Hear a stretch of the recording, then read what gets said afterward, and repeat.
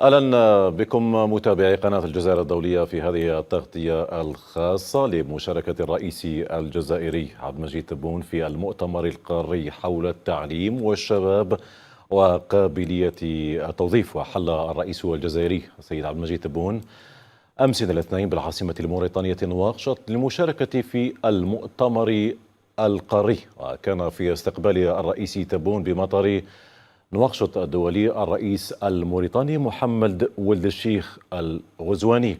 على مدار 52 دقيقة سنناقش فيها كذلك جهود الجزائر لتطوير التعليم وتعزيز ريادة الأعمال في مواجهة التحديات العالمية المطروحة، وكذلك توجهات الجزائر لإشراك الشباب في مسار التنمية الاقتصادية والاجتماعية.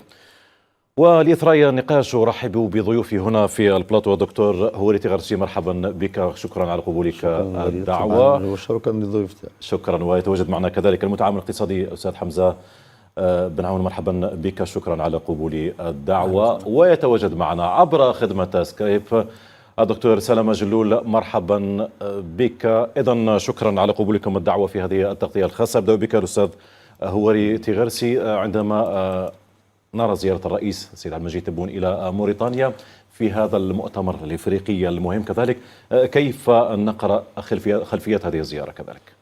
نعم، طبعا المقاربة السياسية مهمة جدا خاصة بين البلدين، ولكن اليوم الجزائر طبعا تريد الولوج وتريد تحقيق هذا التكامل الاقتصادي طبعا حتى بالنسبة للسياسي في إفريقيا. نعم. نظن أنه لا يمكن الحديث على طبعا منظومة سياسية أو منظومة اقتصادية وحتى منظومة اجتماعية إذا لم نطور خاصة قطاع التعليم. طبعا قطاع التعليم العالي بصفة عامة، قطاع التمهين كذلك، قطاع الشباب. كيف يمكن أنه خلق أو نقل التجارب الإفريقية وتطوير هذه التجارب في المرحلة القادمة للعب دور أساسي بالنسبة للحركية خاصة في الجانب الاقتصادي. نظن أنه طبعا كان تجارب عديدة موجودة في الجزائر، ينبغي كذلك أن تصدير هذه التجارب لإفريقيا في المرحلة، خاصة أنه حضور طبعا كثير من الزعماء الأفارقة في موريتانيا، وخاصة أن موريتانيا تعتبر رئيس شرفي بالنسبة لهذه القمة. التجارب كبيرة جدا، سواء بالنسبة لقضية الشباب والإبداعات اللي موجودة في الجزائر، قضية طبعا التعليم العالي موجودة في الجزائر، قضية التربية اللي موجودة في الجزائر، قضية التمهين اللي موجودة في الجزائر، ولوج الجزائر إلى طبعا إلى إبداع خاصة بالنسبة للمؤسسات الناشئة وقدرة المؤسسات الناشئة على خلق الثروة، والتسريع بالنسبة للتعجيل بالنسبة للثروة، والتعجيل بالنسبة لكثير من المؤسسات من خلال معدلات نمو متسارعة. اليوم وصلنا تقريبا إلى أكثر من 2000 مؤسسة ناشئة موجودة في الجزائر. هناك كثير من المؤسسات اللي طبعا وصلت تقريبا إلى 8000 مؤسسة ناشئة. اليوم هناك قوانين وتشريعات، لأنه لا يمكن الحديث على منظومة مخلقة للثروة دون تحضير قانوني، توفير مناخ، توفير بيئة بصفة عامة. شفنا قوانين مهمة جدا، سواء المرتبطة بالمقاول الذاتي، طبعا سواء مرتبطة بالوظيفة العمومية من خلال الولوج المرحلة القادمة، لأنه الهدف كيف يمكن الوصول المرحلة القادمة إلى 2,000,000 مؤسسة بالنسبة للجزائر، وخلق طبعا هذا النسيج طبعا وخلق هذه الحركية. ولكن كما ذكرت ضروري أنه طبعا تتضح رؤية من خلال طبعا تشريعات ومن خلال قوانين اللي راح تساهم في العملية. نظن أنه اليوم التوظيف إشكالية بالنسبة للجزائر المرحلة السابقة. اليوم كيف يمكن إخراج طبعا التوظيف الضيق من طبعا القطاع الوظيفي العمومي إلى القطاع الاقتصادي.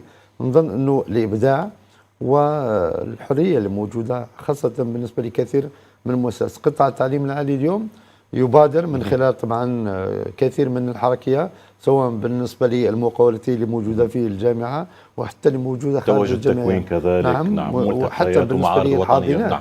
الفكر والتغير اللي موجود بالنسبة للجزائر، خاصة لأنه عنينا في المرحلة السابقة من إشكالية التبذير، كان في خاصة بالنسبة للمؤسسات الصغيرة والمتوسطة اللي كانت موجودة. من خلال اليوم هناك استراتيجية وهناك توجيه بالنسبة لكثير من القطاعات، لأنه حين تكمن الثروة يمكن توجيه. نظن أنه حتى السيد رئيس الجمهورية في المرحلة السابقة. نعم. قد ينبغي تصويب المؤسسات الناشئة من حيث التوجه. طبعا أين يمكن خلق الثروة في الجزائر؟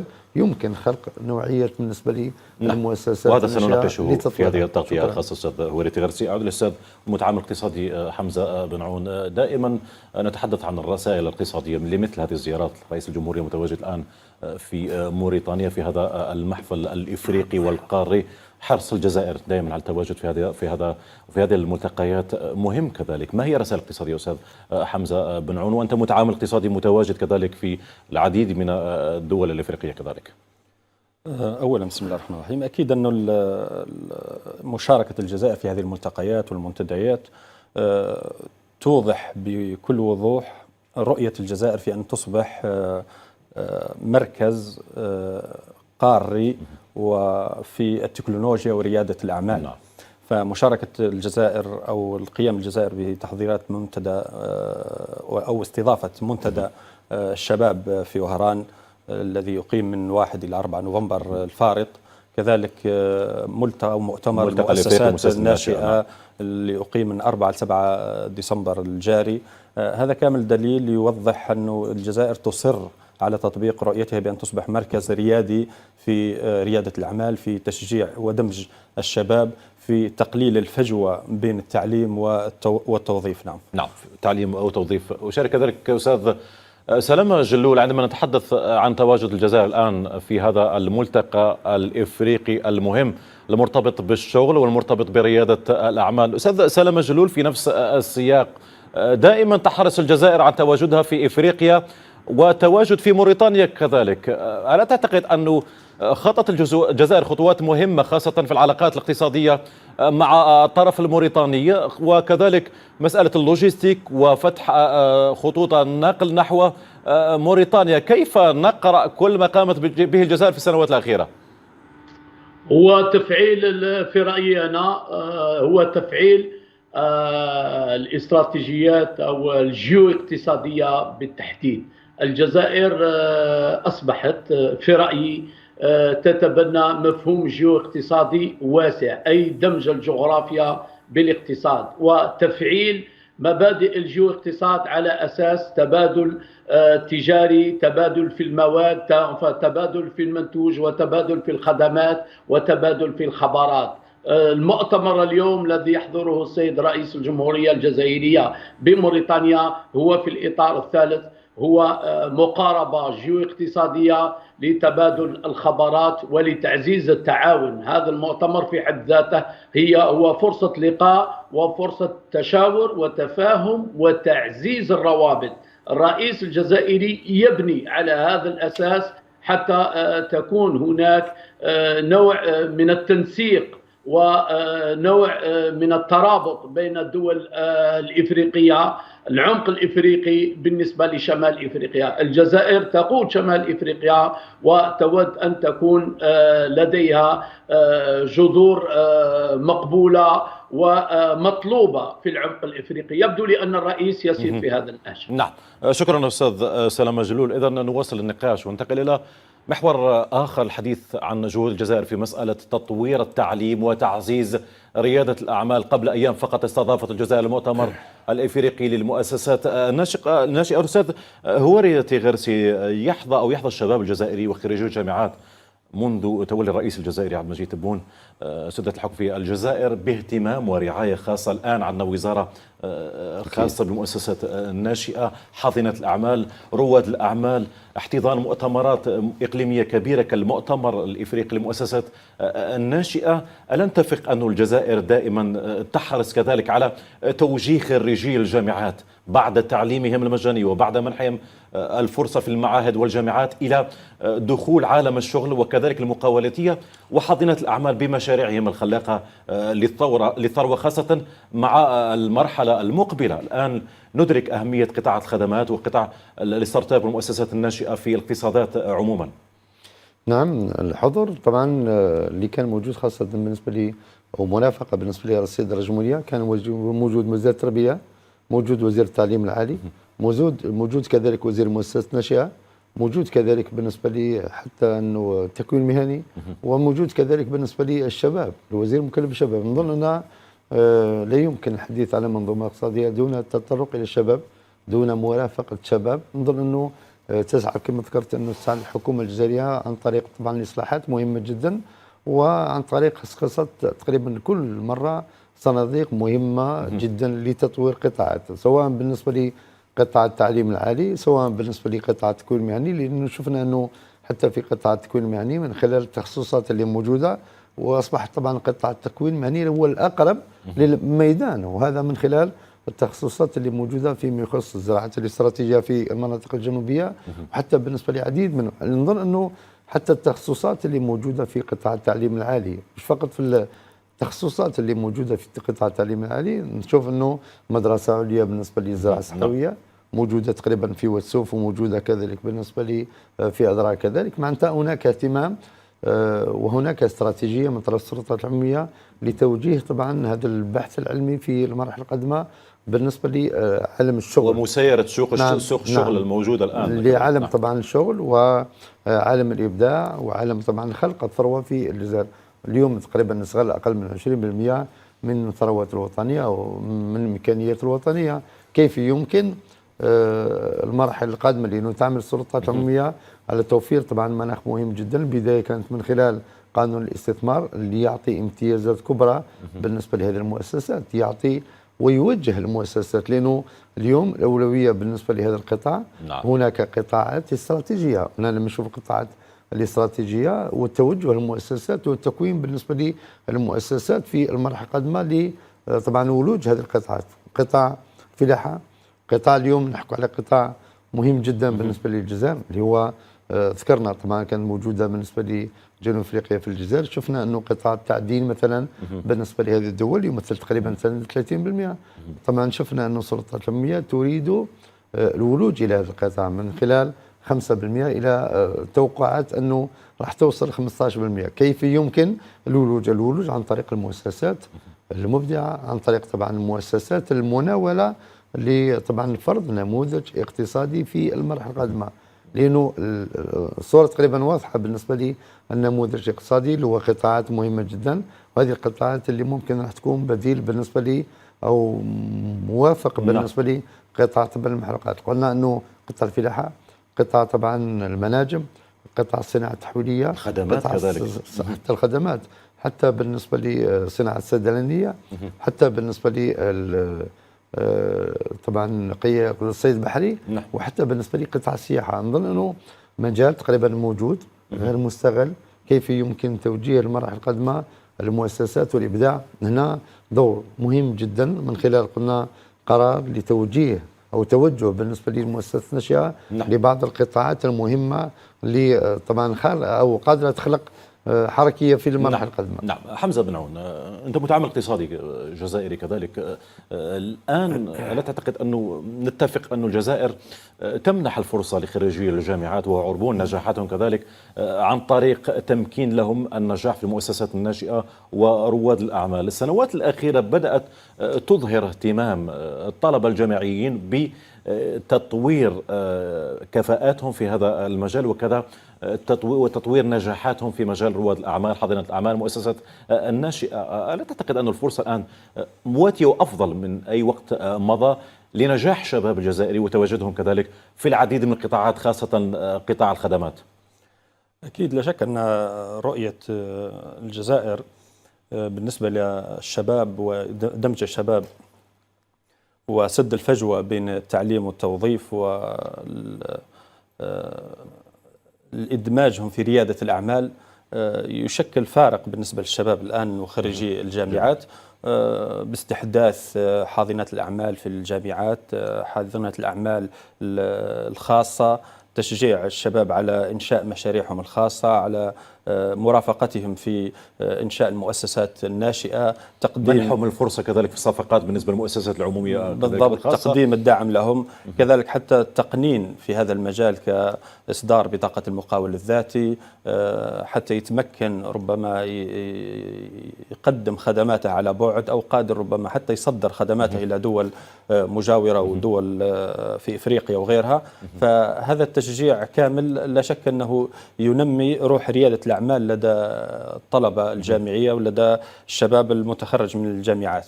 نعم، متخرج من الجامعات. إذن وصل النقاش، وكذلك يشارك معنا الأستاذ دائما الأستاذ سلامة جلول في نفس السياق. سلامة جلول، سوق الشغل في الجزائر يعرف أو متواجد الآن في العديد من الدول الإفريقية، بدأ يتوسع نحو قطاع الخدمات، المؤسسات الناشئة، حاضنة الأعمال.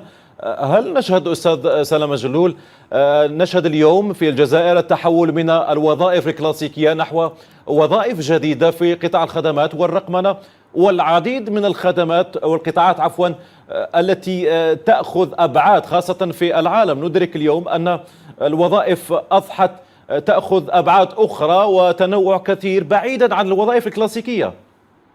شوف أخي وليد، أثمن ما قاله إخوتي حمزة وسلواري، فقط أشير أن الجزائر فعليا وعمليا تقود تجربة تحول في المقاربة أو في تقريب العالم الاقتصاد مع العالم الجامعي. فهي تقود منذ 3-4 سنوات للأمانة تجربة بإقحام الجامعة في الاقتصاد وإقحام الاقتصاديين في الحرم الجامعي. هناك حاضنات لا ينكر وجودها أحد، موجودة فعليا وتعمل وتحاول.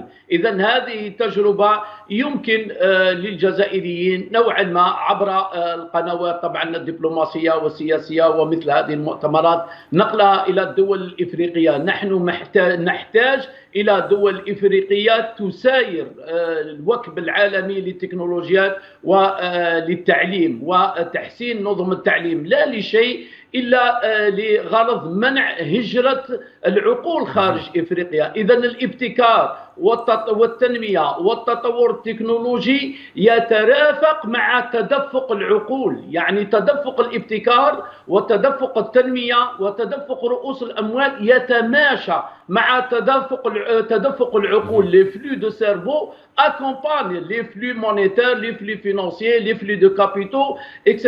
وبالتالي الجزائر حريصة على أن تتناسق كل هذه التدفقات حتى يبقى لإفريقيا حظوظ، وأقول حظوظ des opportunités وفرص لمواصلة حركتها التنموية. إذن خروج الجزائريين نحو، كما كنت أقول لك منذ قليل، نحو العمق الإفريقي ما هو إلى نقل هذه التجربة والحرص منهم على تثبيت الابتكارات داخل إفريقيا، لأننا بحاجة إلى إفريقيا وإفريقيا بحاجة إلى الجزائر.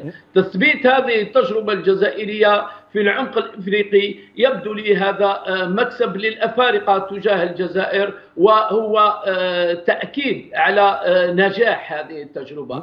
خروج الجزائريين نحو العمق الإفريقي دلالة على نجاح هذه السياسات. إذن نحن مجملا في طريق صحيح إذا ما واصلنا على تثبيت العلاقة بين التعليم وبين التنمية، بين الشباب وبين الاستقرار السياسي والاستقرار الاقتصادي والاستقرار المجتمعي.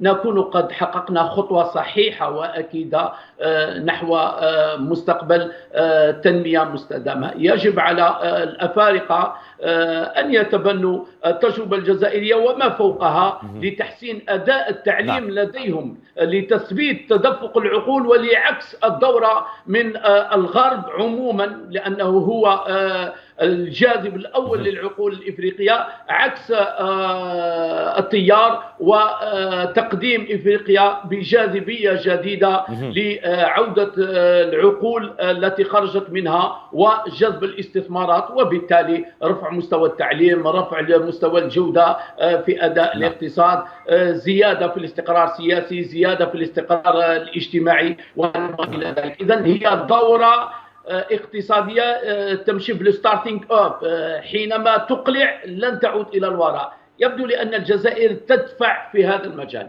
في هذا الاتجاه. دفع الجزائر يبدو لي واضح في هذا الاتجاه. نعم.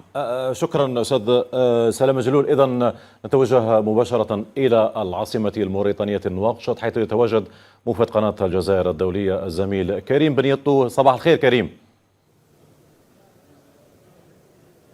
صباح النور، أهلا وليد. إذن ضعنا في الصورة، ما هي آخر تفاصيل هذا الملتقى الإفريقي المهم واليوم الأول أو الثاني عفوا من هذا الملتقى؟ نعم وليد، لا أسمعك جيدا، ولكن أهم فصول أو برنامج هذا المؤتمر القاري الخاص بالتعليم والشباب والتأهيل للتوظيف ربما هو ثلاثة، ينقسم إلى ثلاثة. الأول هو البداية والافتتاح، وسيكون بخطاب حوار رفيع المستوى بين القادة الحاضرين هنا في نواكشوط في موريتانيا. يليه أيضا جلسات بين الخبراء والوزراء الحاضرين أيضا هنا، وجلسات نقاش للخروج في النهاية بتوصيات حول التعليم والشباب والتهليل. ولدعني أضعك ربما في صورة هذا المؤتمر القاري الذي في الحقيقة هو يضع حجر أساس للانطلاق الحقيقي، باعتبار أن الرئيس الاتحاد الإفريقي حاليا هو الرئيس الموريتاني محمد ولد الغزواني، وهو تحت رعايته السامية لهذا المؤتمر يريد أن يكون فاعلا أساسيا أن تكون موريتانيا فاعلا أساسيا من خلال هذا المؤتمر، والحضور فيهم الجزائر تريد أيضا أن تكون ناقلة لتجربتها، وأيضا للخروج بتوصيات مع شركائها الأفارقة. تعرف وليد أن هناك توجه للجزائر، توجه إفريقي قوي للنهوض بإفريقيا، ليس فقط لدعم الدول الإفريقية سياسيا ودبلوماسيا والخروج من الفقر، ولكن أيضا هناك مقاصد أخرى وأهداف أخرى، ولن تكون إلا بالتعليم وليد. نعم. دعني أيضا وليد أنوه أنه من المقرر أن تكون هناك توصيات في هذا المؤتمر من خلال المناقشات لتجاوز العقبات، وهي عقبات كثيرة. هناك مشكل التمويل، هناك مشكل الكفاءات، هناك مشكل ربما يمكن أن نفصل فيها كثيرا، وهذه المشكلة وخاصة ما تعلق بالتمويل، حيث هناك تقديرات بحاجة إفريقيا لنحو 40 مليار دولار لتحقيق التنمية المستدامة، وهو رقم كبير بالنسبة لإفريقيا في ظل شح الموارد الخارجية لما يحدث أيضا من توترات إقليمية ربما أنست الكثير من الدول المتقدمة في التزاماتها تجاه إفريقيا، خاصة وأن إفريقيا تزود هذه الدول بكفاءات في مجالات مهنية كثيرة، ولكنها في نفس الوقت لا تعترف بهذا الجميل، تريد أن تأخذ دون أن تعطي. نعم. شكرا زميل كريم بنيطو، موفد قناة الجزائر الدولية من العاصمة الموريتانية نواكشوط. شكرا جزيلا لك. إذا نواصل النقاش أستاذ هواري تغرسي. استمعنا إلى موفد قناة الجزائر الدولية زميل كريم بنيطو، تحدث عن أهم النقاط في هذا الملتقى، وعن نقطة مهمة كذلك، مسألة هجرة الأدمغة بصفة كبيرة لدول الجنوب، خاصة من القارة الإفريقية نحو الشمال ونحو القارة الأوروبية وكندا والولايات المتحدة الأمريكية. دائما يبقى هذا الملف يؤرق الدول الإفريقية، ودائما ما يصنع عز اقتصادات الدول الأوروبية.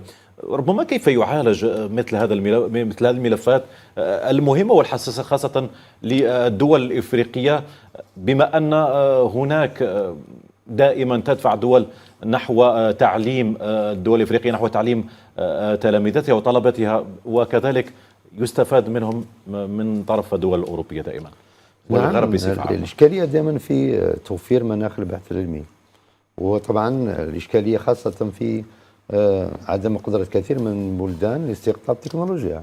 نظن أنه العبقري وصاحب الإبداع اللي موجود في كثير من دول، هذه الدول يحتاج إلى الإبداع، لما نوصل إلى إشكالية الإبداع، إشكالية التمويل بالنسبة للإبداع. نظن أنه اليوم في الجزائر مثلا عندنا اكثر من 2000 مؤسسه ناشئه، وهي مهمه جدا. انه اذا لم نرافق هذه المؤسسات، وطبعا السلطات العموميه الحمد لله انه وضعت صندوق مهم جدا لهذه المؤسسات الناشئه، واللي تقريبا لما نحكي عن المؤسسات الناشئه البعض تاعها ليس وطني، بعضها طبعا تقريبا دولي. كيف يمكن انه تفعل طبعا هذه الابداع اللي موجود؟ هذه النقطه الاولى. كيف يمكن ترقيه البحث العلمي؟ كيف يمكن ممارسه هذا النشاط بالنسبه للمؤسسات الابداع وحتى بالنسبه للمبدعين؟ لانه لما نشوف طبعا العلماء والخبراء الجزائريين الموجودين في كثير من الدول، نحكوا على حبه مثلا، نحكوا على تقريبا مئات من الاختراعات، او ممكن نقول الاف من الاختراعات. وبالتالي انه لما نوفر مناخ مهم جدا لتطوير البحث العلمي، لما طبعا يمكن انه نفعل البحث العلمي في الواقع، لما توفر تمويل للبحث العلمي، لما توفر حتى مناخ للباحث، نظن راح يعطيك حلول، واللي في بعض الحالات هذه الحلول تكلفك غاليا لما تستقطبها من كثير من الدول. اليوم نقول لك انه عندنا ثروات كبيره في الجزائر، كيف يمكن تطوير البحث العلمي؟ لانه الحمد لله انه تقريبا 4 سنوات منذ التجربه الجزائريه فيما يخص توجيه البحث العلمي للمؤسسات الناشئه ولطبعا المقاولاتيه، ولكن نحتاج الى تطويره، لانه اشكاليه البحث العلمي تقريبا هي مرتبطه بكل العالم. اليوم نحكوا طبعا امريكا، في بعض الحالات الصينيين يديرون طبعا الاقتصاد الامريكي، والامريكيين يديرون الاقتصاد الصيني، وبالتالي التبادل موجود في كل الحاله، مش عيب في الجانب هذا. خلينا نقول لك انه حتى ولو يروحوا كل الباحثين الجزائريين الى دول اخرى، كيف يمكن استقطاب التكنولوجيا وممارسه هذه التكنولوجيا في ارض الواقع.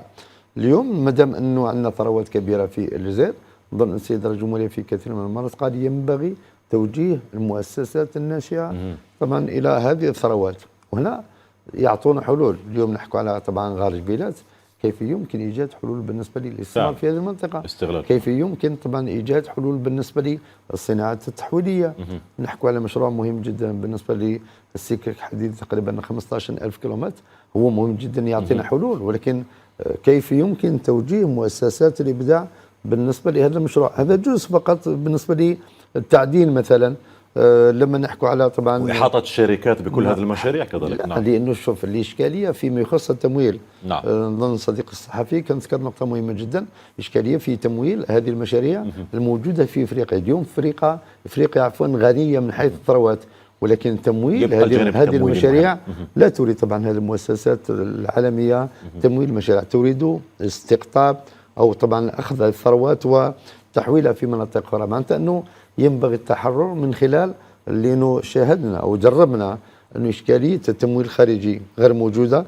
كيف يمكن أنه تمويل البحث العلمي لإيجاد حلول في المرحلة القادمة؟ لأنه في كثير من الحالات نحتاج إلى استقطاب تكنولوجيا.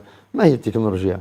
هي تطوير البحث العلمي، هي حلول بالنسبة للبحث العلمي. كيف يمكن أنه نفعل قطاع التعليم العالي من خلال تخصصات مهمة جدا، اللي هذه التخصصات اليوم اللي تعطينا حلول. اليوم عندنا مدارس عليا من ارقى المدارس الموجوده مثلا بالنسبه لي في الذكاء الصناعي، في الرياضيات، في كثير منها.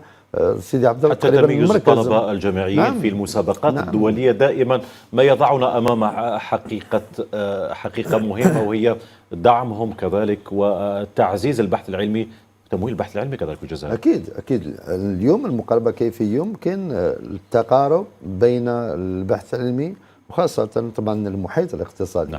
سواء بالنسبة لي هذا المحيط الاقتصادي، لأنه أنا لما يشرف عليك الجامعة من خلال البحث المتطور وتكون عندك إبداعات بالنسبة للحلول، تعطيك طبعا حلول، سواء بالنسبة للتكنولوجيا، تكنولوجيا في التسيير، تكنولوجيا في التسويق، تكنولوجيا في الإنتاج، تكنولوجيا لكثير من الحلول بالنسبة للمؤسسة. أنا تقريبا كان المدخول تاعي في جزء معين، وبعد لما نستعمل الفكر والابداع بالنسبه لكثير من المؤسسات الناشئه تولي تقريبا 4 مرات او 5 مرات.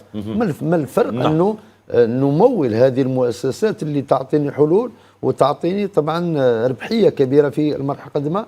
نظن ان المؤسسات هنا نحتاج كذلك بكل صراحه نحتاج الى تدابير تشريعيه مرافقه بالنسبه للقطاع الخاص وقطاع التعليم العالي، ويربط من هذه الحلول اللي ممكن تفعل. جميل أستاذ هواري تيغرسي. أعود للأستاذ المتعامل الاقتصادي سيد حمزة بن عون. دائما نتحدث عن الكفاءات موجودة، تدركون ذلك في الجزائر. كيف ندمج هذه الكفاءات في القطاع الخاص والقطاع العام؟ بالنسبة للقطاع الخاص كيف نستطيع دمجهم بطريقة أفضل وبطريقة تسمح لهم بتعزيز وتطوير كفاءاتهم داخل هذه المؤسسات الاقتصادية والنسيج الاقتصادي؟ لا شك أخوي وليد أنه لدينا كفاءات في الجزائر، وأن الجامعات الجزائرية وخريجيها هناك دائما كفاءات، دائما عندنا براءات اختراع، دائما عندنا أشياء اللي هي تبهر الجميع. الإشكال اللي يقع دائما هو الدمج أو سد الفجوة بين الحياة التعليمية والحياة المهنية والتوجيه كذلك. والتوجيه. نعم. فخريجي الجامعات أول ما يخرج يصطدم إن صح التعبير بالفجوة العميقة بين المؤسسة التعليمية وبين المؤسسة الوظيفية العملية. نعم.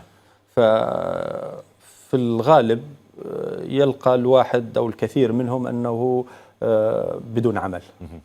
فيجب أعتقد، وهذا من الأشياء اللي لابد أن الجامعات تنظر إليها، أن تكون مكملة وسادة للفجوة. هذا أكيد هناك أنشطة في هذا الصدد، كان ملتقيات في هذا الصدد دائما تدفع نحو من بينها دعم خريجي الجامعات، من بينها تطوير المهارات هذه، من بينها حاضنة الأعمال التي استحدثت. فخلينا نسموها بتطوير المهارة. الآن صاحب الكفاءة وخريج الجامعة لديه مهارة، لديه كفاءة، خلينا نطورها ونسد الفجوة حتى يلتحق بالوظيفة. خلينا كذلك نقنعوه بأنه الوظيفة التقليدي أو الوظيفة الكلاسيكية كما عبرت عليها، سواء كان في القطاع العام أو في القطاع الخاص، الوظيفة هي وظيفة. طيب، لكن خلينا ندخلوا له فكرة ريادة الأعمال، خلينا على الأقل يكتشف كفاءاته الموجودة وإمكانياته موجودة. خلينا نشوفوا الأفكار اللي عنده، خلينا نشوفوا الكفاءات اللي عنده، خلينا نحتضنوها ونطورها إلى مشاريع خاصة، على شكل مشروع مؤسسة ناشئة، أو على شكل تقديم استشارات، تقديم ربما دراسات على حسب الكفاءة والاختصاص حقه. فهذه الفجوة هذه لابد ينظر إليها بعين الاعتبار وكمنظور عملي، ليس كأمر نظري فقط ومجرد الملتقيات والندوات. شيء ضروري في التوعية وتبليغ الرسالة، لكن خلينا دائما نكونوا عمليين براتيك. احنا هذا الإشكال اللي في الحقيقة الحق يقال، احنا دائما الإشكال أنه ننظروا أكثر من الميدان. لابد نكونوا عمليين. الآن الطالب تخرج عنده كفاءة، عنده مؤهلات، ذكي، يبقى مسألة عنده توجيه. فكرة مشروع. الآن كيف يتم توجيهها، كيف احتضانه، كيفاش تطور له، كيف تموله كما قال الصديق، كيفاش تموله، كيفاش ترافقه، تكومباني حتى ينجح في مشروعه. هذه دور حاضنة الأعمال، نحبها تكون أمر فعال أكثر، تسد هذه الثغرة، نطور مهارته. بعد ذلك يدمج في التوظيف. دعنا نسمع كذلك الأستاذ سلامة جلول، بما أنه يحاضر دائما لمسألة التوظيف لخريجي الجامعات وكذلك الابتعاد عن الوظيفة أو الوظيفة الكلاسيكية بين ظفرين. أستاذ سلامة جلول، في نفس السياق، كيف ندمج الطالب الجزائري وما هي مقاربتك في هذه النقطة بالذات؟ تحرير الاقتصاد. أنت تعرف قناعاتي الليبرالية العميقة، وبالتالي أنا أرى في تحرير الاقتصاد وتسريح فرص أو تسهيل فرص الابتكار وفرص العمل وفرص نقل رؤوس الأموال وجميع الحريات الاقتصادية الأساسية، يبدو لي هي أحسن حاضنة للابتكار وأحسن حاضنة لصنع تنمية مستدامة التي بدورها تصنع فرص الأعمال. أنا لا أؤمن بإدارة المواهب، أنا أؤمن بحرية المواهب، وعلى هذا الأساس تسهيل في التعليم. حتى التوجيه مهم كذلك أستاذ سلامة جلول في نفس النقطة. إدارة ندرك أن أهمية الموهبة كذلك، لكن توجيه الموهبة في الفترة بين نهاية التمدرس أو الدراسات الجامعية والدخول إلى عالم الشغل كذلك هو مهم بالنسبة للطالب الجزائري ولصاحب الكفاءة وللنخبة وللمادة الرمادية ككل. شوف، حتى نكون واقعيين، الفخ الذي تقع فيه كل الدول الإفريقية ولا نستثني أحد حتى بما فيهم الجزائر هي أنها واكبت التعليم. إذا التعليم الأكاديمي في حد ذاته كمنتوج علمي أكاديمي موضوعي متوفر في إفريقيا وفي أمريكا وفي الصين وفي أوروبا، لكن ما بعد التعليم هنا تبدأ المشاكل. هجرة العقول من إفريقيا نحو الغرب عموما ونحو الدول المصنعة أكثر هو لعدم وجود فرص ملائمة لتحتضن هذه العقول. إذا أنت صنعت عقل مدبر مفكر قابل للإنتاج، عندما يدخل مرحلة الإنتاج لا يجد نعم، وهذا ما تسعى إليه الجزائر أستاذ سلام الجلول بين ضفرين في مسألة توجيه الطالب الجامعي وكذلك منحه الفرصة عن طريق المؤسسات الناشئة أو حاضنات الأعمال أو ريادة الأعمال. هناك دائما هذه الفرصة التي تمنحها ربما الجزائر في الفترة المقبلة. هناك مخططات على الأرض هذا كلام وافقنا عليه. نعم. وقلنا أنه صحيح هناك التجربة الجزائرية لا ينكرها إلا جاحد.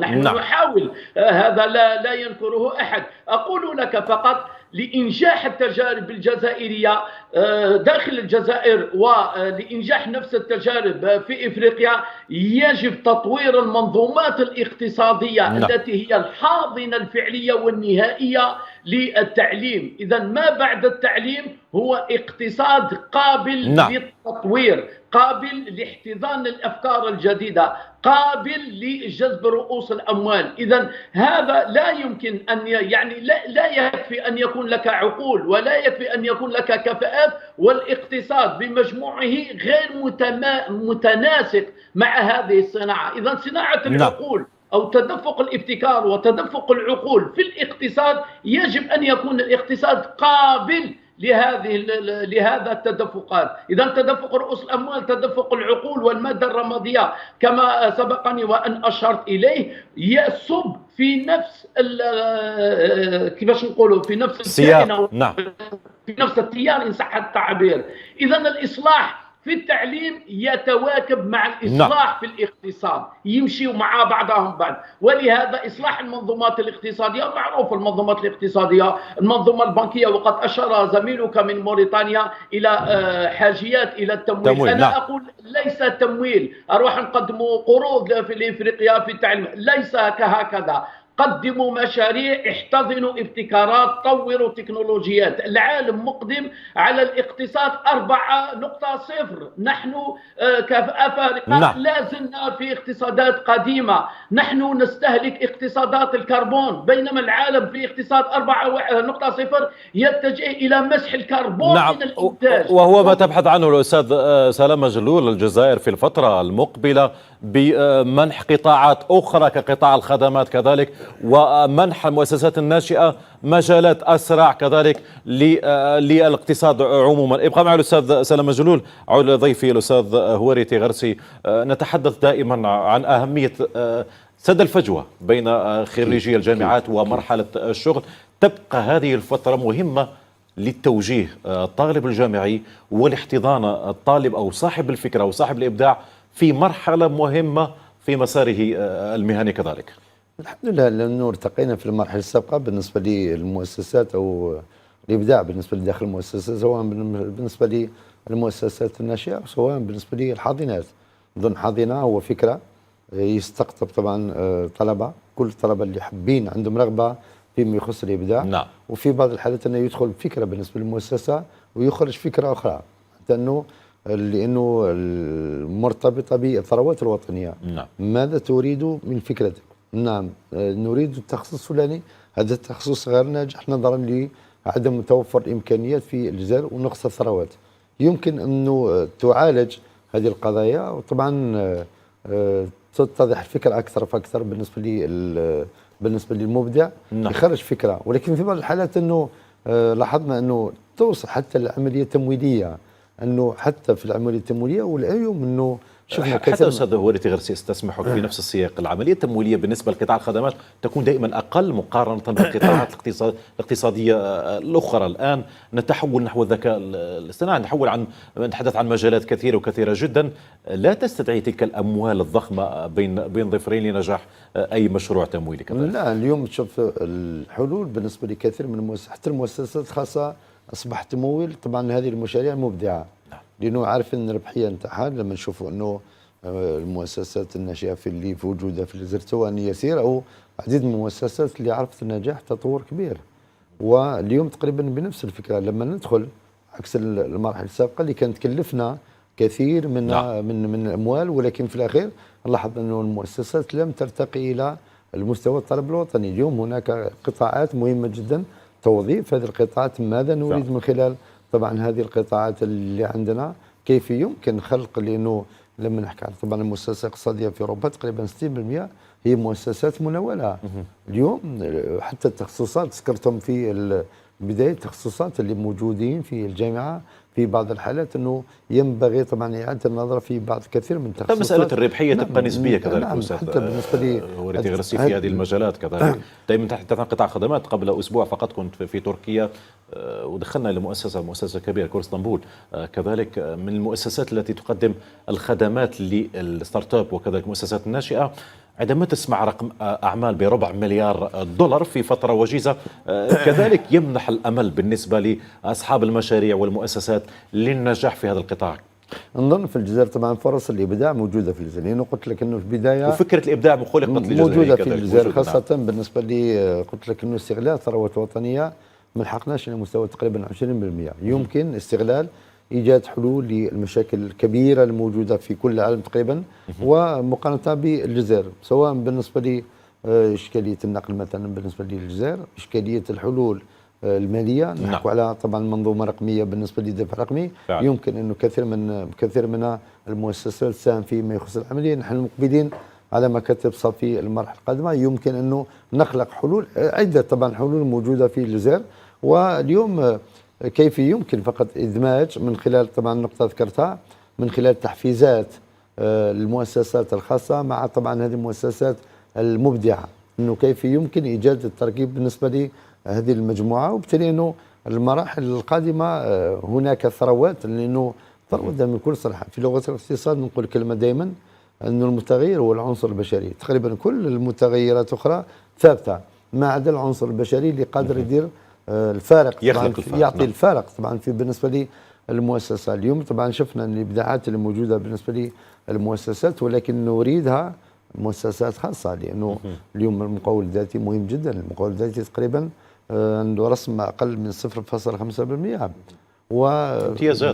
امتيازات طبعا جبايه، امتيازات طبعا ضريبيه، عده امتيازات تحصل عليها مش فقط في الجانب هذا، ولكن حتى بالنسبه لخلق المؤسسه. اليوم الوجهة كيف يمكن أن نخلق مؤسسة طبعا حرة في الجزائر، مهم جدا. كذلك تحسين مناخ الاستثمار، كيف يمكن توفير مناخ الاستثمار سواء بالنسبة للمؤسسات المالية أو حتى بالنسبة للمنظومة الإدارية اللي مازال طبعا تقاوم في العراقيل البيروقراطية اللي موجودة. نظن أنه قضية رقمنة، كيف يمكن إيجاد حلول لرقمنة. اليوم أنه عندنا تقريبا 1541 بلدية، لما نشوف البرامج اللي المفروض تكون في البلديه تقريبا برامج متنوعه، يمكن استغلال طبعا المنظومه الرقميه باش نحل مشاكل طبعا المواطنين في كل. اليوم نحكوا الاشكاليه مثلا بالنسبه للدعم الاجتماعي، كيف يمكن حل هذه المشاكل. نظن انه يمكن ان تكون مؤسسه خاصه وتعطيك حلول طبعا مبتكره وتحل المشكل بالنسبه للجزائر وتحل كثير من القطاعات. وهذا ما نتمناه الاستاذ هوارتي غرسي. الاستاذ حمزه عقون في نفس حمزه بن عون في نفس السياق نتحدث عن نقطه اخرى، مساله تبني المؤسسات او اصحاب المشاريع داخل القطاع الاقتصادي وداخل القطاع الخاص بصفه خاصه. كذلك نتحدث عن قطاع خاص يمنح فرصه لاصحاب المؤسسات الناشئه. كيف نتبنى الطلبه الجامعيين وخريجي الجامعات بافكارهم خاصة في مجالات مثل مجال الخدمات كذلك؟ أكيد أنه مجال الخدمات في الآونة الأخيرة اللي تمثل جانب كبير في الجانب الاقتصادي، خاصة مع التطور الرقمي هذا وإدخال وإدماج الذكاء الصناعي في مجال الصناعات والزراعة وما شابه ذلك. فالخدمات اللي تقدم موجودة هي فرصة وكفاءة تحتاجها المؤسسات، لأنه مثل ما أشار الأستاذ جلول أنه العالم الآن هو على أبواب الثورة الصناعية الرابعة، وهي إدماج الرقمنة والذكاء الصناعي والذكاء الاصطناعي في الصناعات وفي النمو الاقتصادي المستدام. فلا شك أن إشراك، وهذه نقطة مهمة أخويا وليد لابد ننوه عليها، هي إشراك الشباب في صنع السياسة المستقبلية للنمو الاقتصادي المستدام. لأنه الاقتصاد الآن أصبح مبني على الثورة الصناعية الرابعة، إدماج الرقمنة والذكاء الصناعي فيه ربحية للوقت وربحية للمال كذلك. بالضبط. وهذه الكفاءة نجدها عند الشباب، فلا بد إشراكهم في هذا الشيء، إشراكهم في النمو الاقتصادي هذا، لأنه الكفاءة الموجودة في البرامج والمنصات التي تعتمد على الرقمنة والذكاء الصناعي، وكيف يمكن أن نسير الآلات والأجهزة فيما بينها، كيف يمكن إدماجها مع الإنترنت بحيث أنه نقلل العامل البشري التقليدي حتى تزيد الكفاءة، حتى تنقص التكلفة، حتى يتم النمو الاقتصادي بسرعة. هذه الكفاءات موجودة عند الشباب، لابد إدماجهم وإشراكهم سواء في صنع قرارهم، سواء في تسيير سياساتهم، سواء في بناء مستقبل بلادهم. فهذه لا شك أنه إدماجهم في المؤسسات الخاصة أو العامة كما أشرت مهم جدا، لأنه النظرة التقليدية، خلينا نسموها النظرة التقليدية الآن، لما يتخرج الطالب الجامعي ويتقدم إلى وظيفة ما في مؤسسة خاصة أو عامة، أول سؤال يسألوه بالطريقة التقليدية: ما هي الخبرة اللي عندك؟ ما هي الخبرة اللي عندك؟ احنا عندنا خبرة وعندنا كفاءة، ربما يغض النظر على الكفاءة.